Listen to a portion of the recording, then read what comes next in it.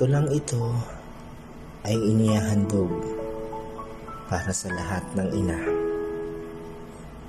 Alam mo ba, mula una hanggang ika-9 na buwan, ang paghihirap niya ng ikay dalhin sa kanyang sinapupunan at kung paanong buhay ng ikay iluwal sa mundong punong-puno ng kulay, kung paanong ginabayan ka na hindi madapuan ng lamok sa iyong mahimbing na pagtulog, kung paanong puyat at pagod ng kanyang tiniis, mabantayan ka lamang, kung paanong tinuruan kang igapang ang iyong kamay at itayo ang iyong mga paa, at kung paanong itayo ka sa tuwing nadarap ka at masapdi at kirot ang kanyang nararamdaman sa tuwing ikay nasusugatan.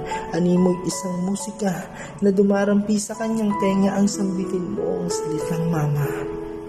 Dahil nababatid nito na siya'y kilala mo na bilang iyong ina. Kung paanong ituro sa iyo ang magsulat at magbasa, kung paanong ituro sa iyo ang pagkakaiba ng mali at tama, kung paanong lumaban sa mundo ng punong-puno ng mapanghusgang lipunan, kung paanong yakapin ka sa tuwing nakakaramdam ka ng kasawiran sa bawat mong laban, ngunit hindi inaasahan, may malagim palang katapusan. Ilang kalabit ng gatilyo habang ikay pinoprotektahan laban sa taong nais ng buhay mong wakasan.